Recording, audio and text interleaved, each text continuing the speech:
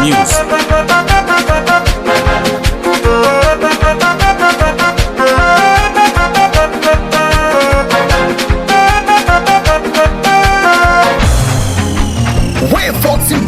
Oya, acha wivu, mambo kusaidiwa. Minafanya zarani senge kwaje ukaibiwa. Sio issue, naona nialibia. Sambo na misijali hata kikusalimia.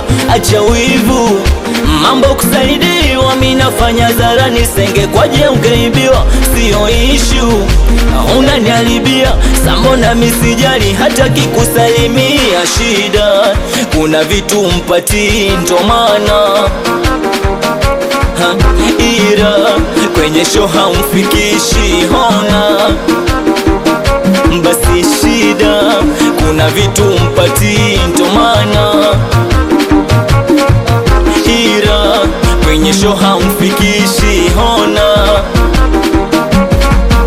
Sinaga ufagio kilo safi baria, usichukulie poa sijaona kumwandafia. Huyo mke wakinichiti mina danga sijaja kulinda dunia. Hakinichanganya tamashemu na chukua. Sa huyo mke wakinichiti mina danga sijaja kulinda dunia. Hakinichanganya tamashemu na chukua. Kilosa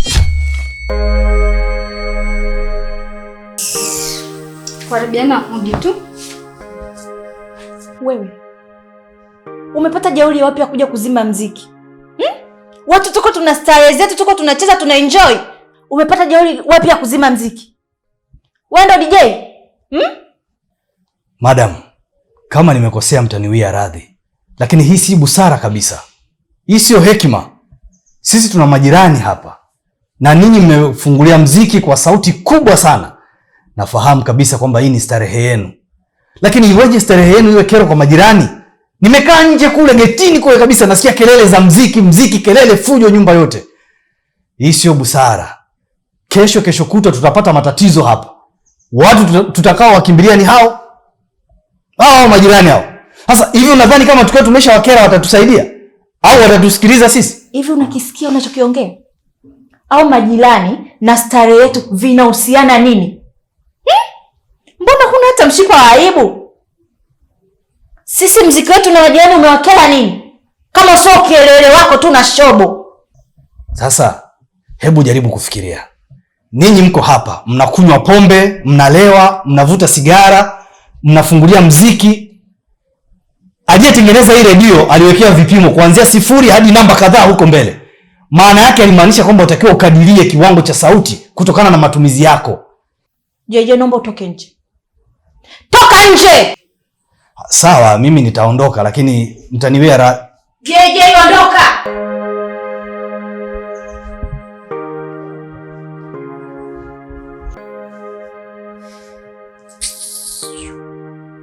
Hivi mnamuelewa kweli huyu? Lakini yuko sawa. Kosa lake ni kuingia bila odi tu. Lakini maneno yake yameongea ukweli. Tunawapigia kelele majirani, tupunguze sauti tu. Nikuchome na umo. Nikuchome! Hivi ukimwangalia yule, mavazi na maneno anayoongea, vyote vinalingana na umaskini wake. Afu unamtetea. Sheila hajakosea alichoongea. JJ hajafanya makosa. Ni sisi tu elewa yetu mdogo. Tujitahidi tupunguze tu sauti ili tuendelee kuenjoy, au unasemaje? Nikajua mna akili, kumbe wote maboga, hamna akili, hamna lolote. Hivi nyewe kumuunga mkono ule mshamba tu. Kwa mmefurahi alivyozima mziki, si ndio? Mlikuwa mnacheza kinafiki Mlikuwa mnacheza kinafiki? Sasa sikilizeni. Lieni, pasukeni. Mziki hauzimwi, naenda kuwasha, naendelea kucheza. Mtajua wenyewe, mkiamua muondoke. Mkitaka muondoke.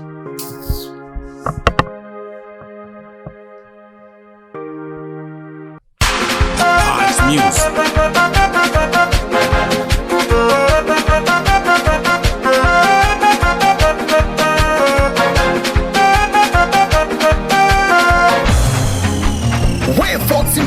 Oya, acha wivu, mambo kusaidiwa. Minafanya zarani senge kwaje ukaibiwa. Sio issue, na unaniharibia. Sambona misijali hata kikusalimia. Acha Hidden truth, hakuna siri ya milele. Kila uongo mwisho wake huonekana.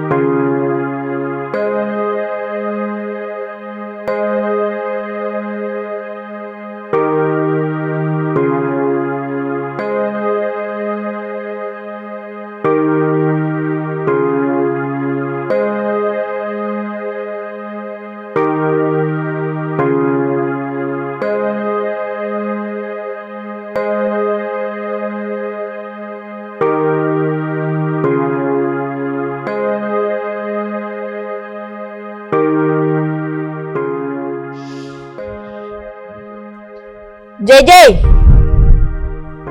njoo. Mimi? Kwani naongea na nani?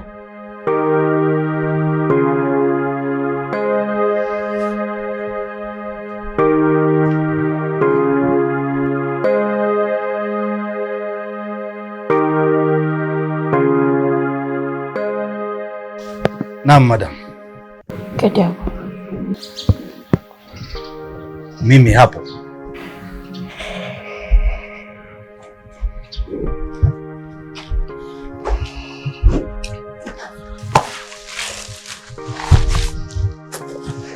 Hivi wewe una familia? Mimi madam. Unajua mapenzi? Ushawahi kupenda? Na nini maana ya mapenzi?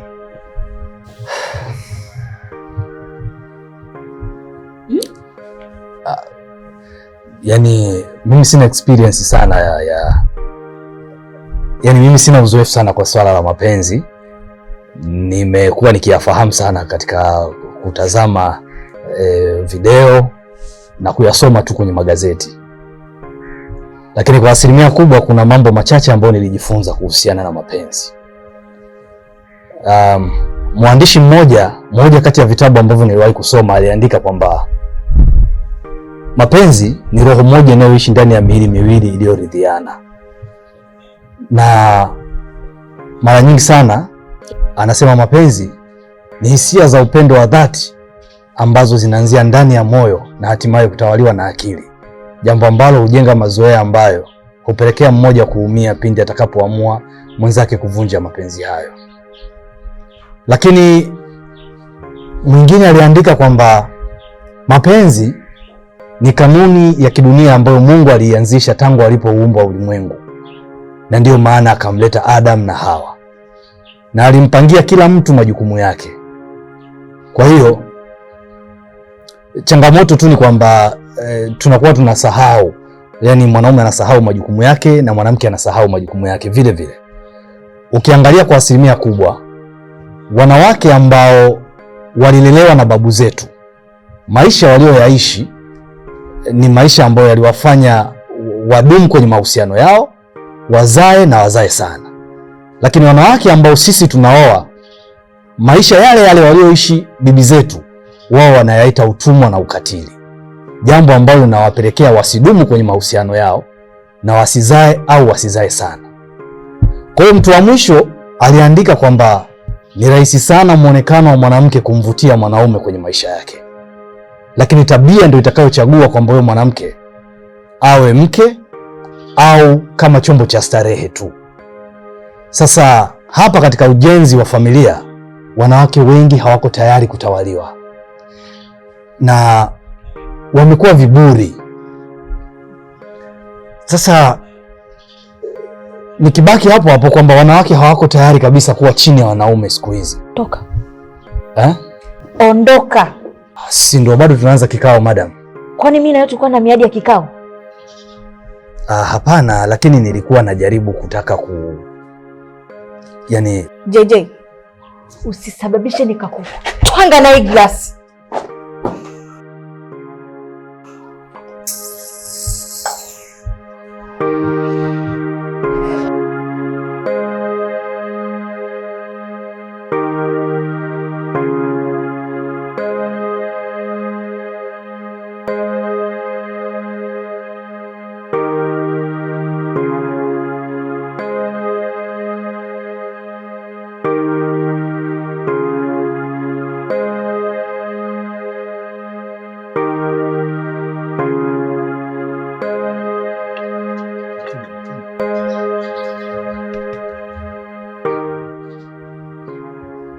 Chakula tayari.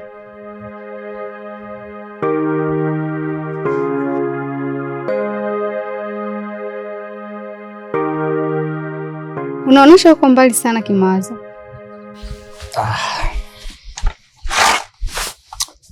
Amna, niko sawa tu.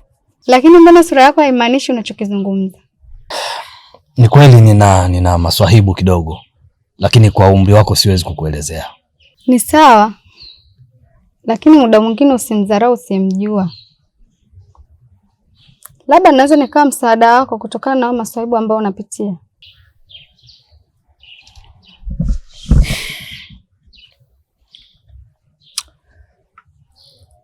Unachokiongea ni sahihi kabisa Sheila. Lakini wajua mimi niko hapa nafanya kazi kwenu, ila huko nilikotoka nimeacha familia. Inanitegemea. Kwa hiyo kuna mambo mengi ambayo nakuwa nayatafakari na yapitia. Ndio maana nasema mengine yako nje ya umri wako. Lakini mitihani tunaumbiwa wanaume. Na shujaa wa kweli ni yule anayepatikana mara baada ya ushindi utokanao na vita kali sana. Kwa naamini nitashinda. Asante. Nitakuelezea kwa kina wakati mwingine. Pole sana JJ. Asante. Karibu chakula. Asante sana. Kazi njema.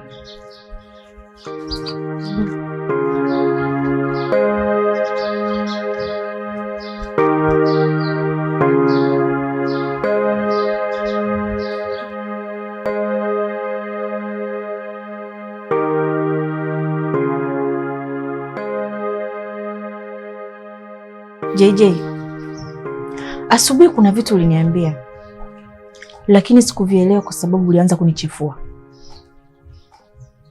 Hebu nieleze, ulikuwa na maana gani kusema wanawake hawataki kutawaliwa kwenye mapenzi? Madam, mimi sikuwa na nia mbaya. Lakini vipi, unapitia changamoto ya mahusiano? Hapana, ila kuna kitabu nakiandaa, ndio maana nilikuwa nataka maoni mbalimbali. Sawa, ni vizuri sana. Kwenye moja ya kumbukumbu zangu za kusoma vitabu enzi hizo, niliwahi kumsoma Plato. Aliwahi kusema kwamba mtu yeyote ili aweze kuandika kitabu bora lazima kwanza afanye research iliyo bora. Kwa hiyo na wewe uko sahihi sana madam. Lakini mimi naweza nikasema tu kwamba asubuhi maana yangu haikuwa mbaya madam. Lakini ukweli ni kwamba wanawake wengi wamesahau utaratibu aliouandaa Mungu tangu kuumbwa kwa ulimwengu. Unajua mapenzi yapo kwa ajili ya furaha hapa duniani. Lakini namna ambavyo tunayatumia na kuyaendesha ndio huzalisha majeraha na maumivu makali katikati ya maisha.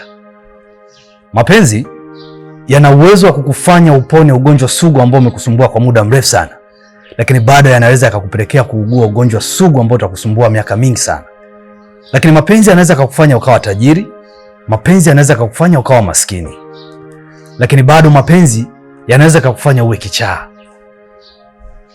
Sasa kwa nini nilizungumza kuhusu wanawake?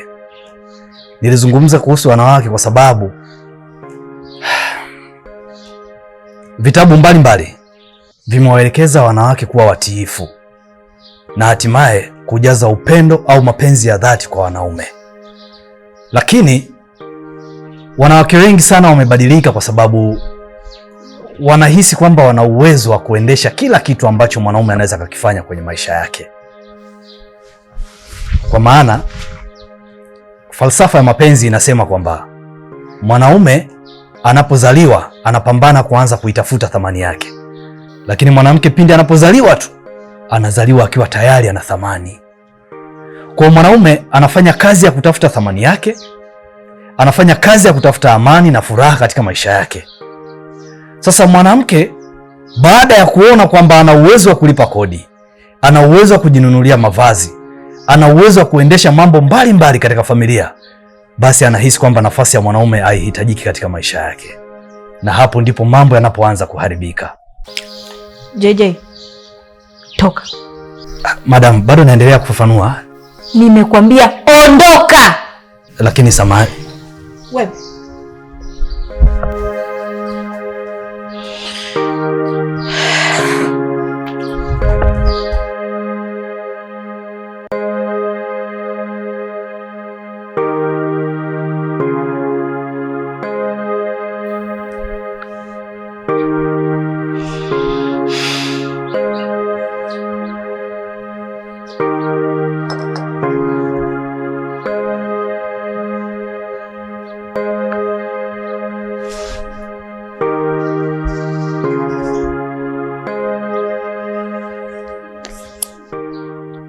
Halo.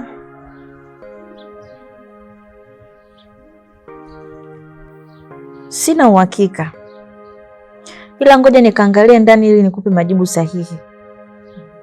Aya, sawa.